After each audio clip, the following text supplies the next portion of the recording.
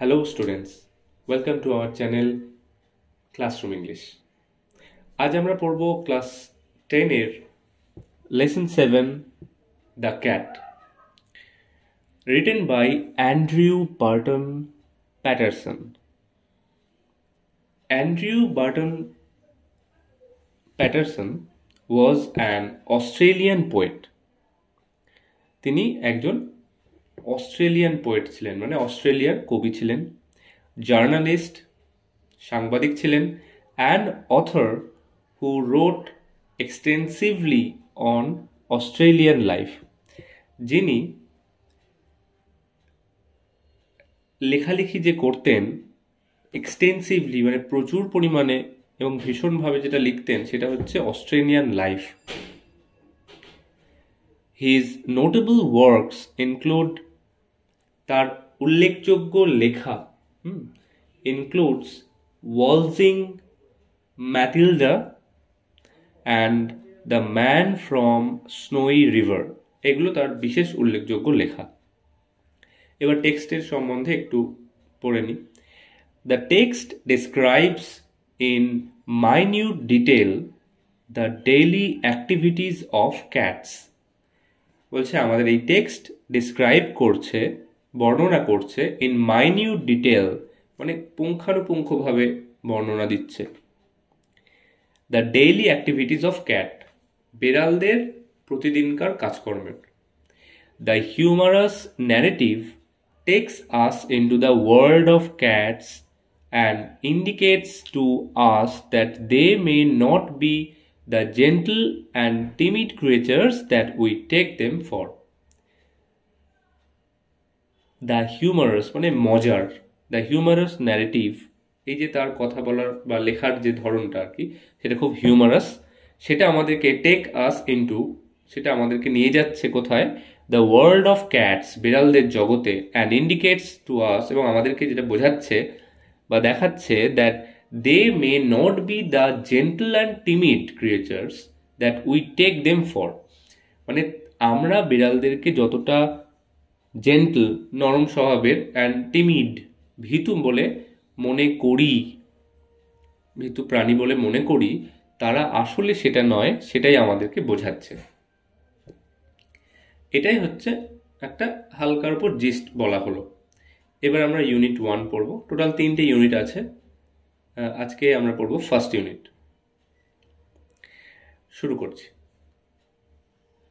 Most people think that the cat is an unintelligent animal.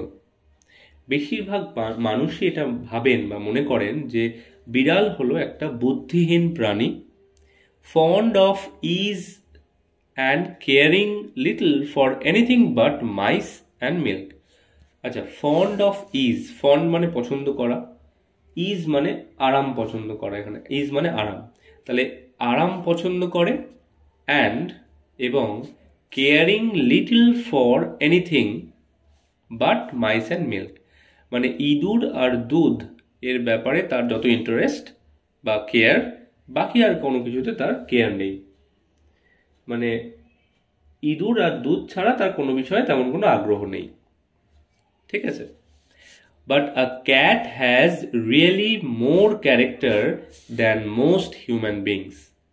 কিন্তু একটা বিড়াল, তার সত্যি, আর একটা বিড়াল অ্যাকচুয়ালি রিয়েলি মোর ক্যারেক্টার, অনেক বেশি চরিত্রের, দ্যান মোস্ট হিউম্যান বিং, বেশিরভাগ মানুষের থেকে বিড়ালের অনেক বেশি চরিত্রের। এখানে মানেটা কি? এর মানে হচ্ছে যে একটা মানুষের বা মানুষদের মধ্যে অনেক রকম বৈশিষ্ট্য থাকে চরিত্রের মধ্যে, একটা বিড়ালের মধ্যেও তাই থাকে এবং তার থেকে বেশিই থাকে, এটা বলছে। And Gates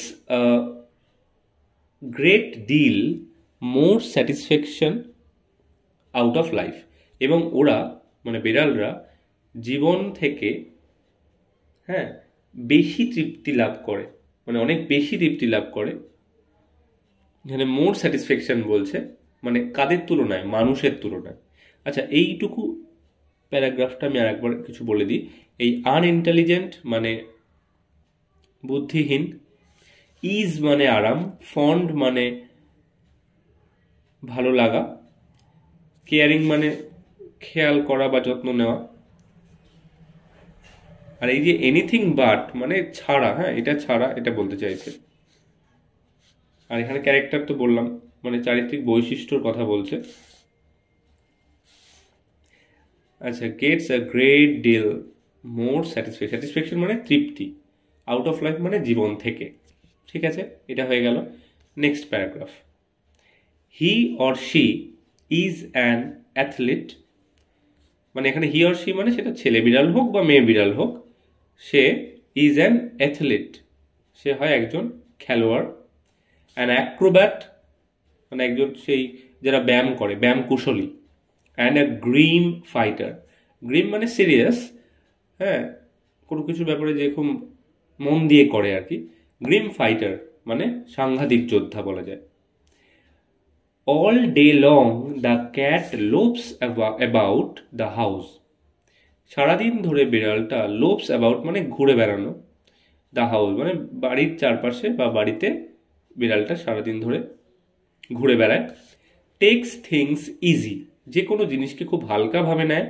and allows himself, নিজেকে অ্যালাউ করে কি বিষয়ে, to be pestered by the attentions of the people in the house. এটা ভাগ ভাগ করে বলি। আচ্ছা, attention of the people in the house মানে ওই বাড়ির মানুষদের মনোযোগ, ঠিক আছে,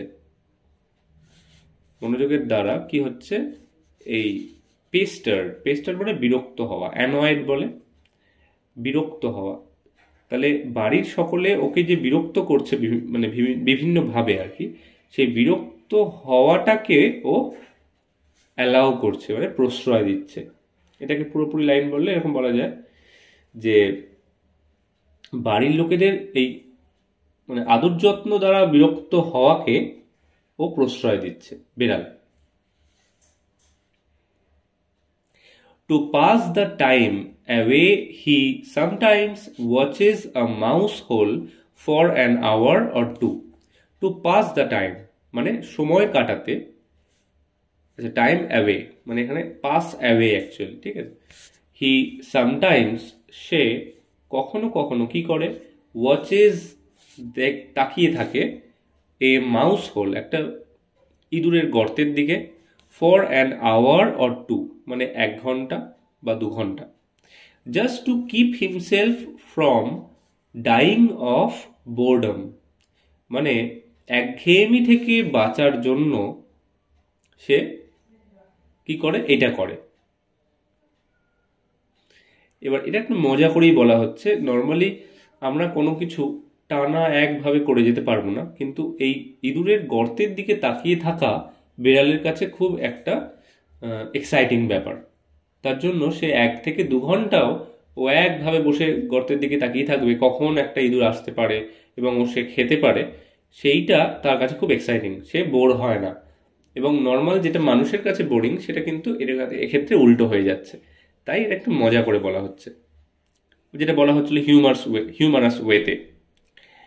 people get this idea that this sort of thing is all that holds life for a cat.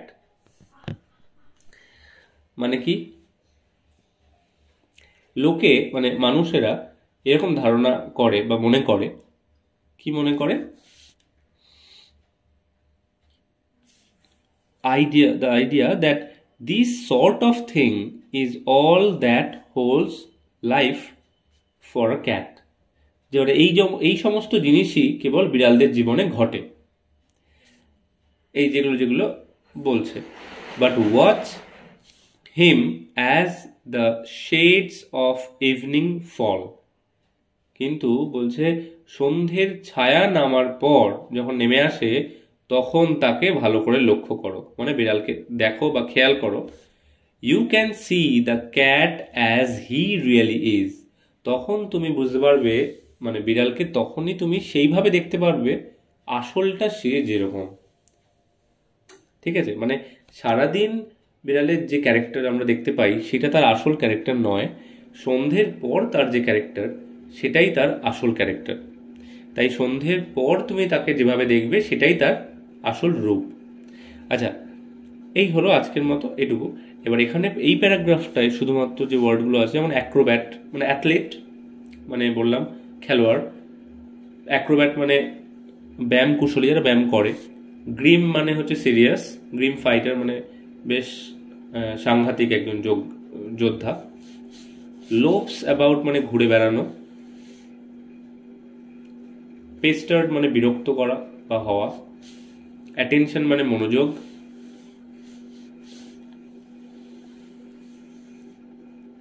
Boredom মানে একঘেয়েমি।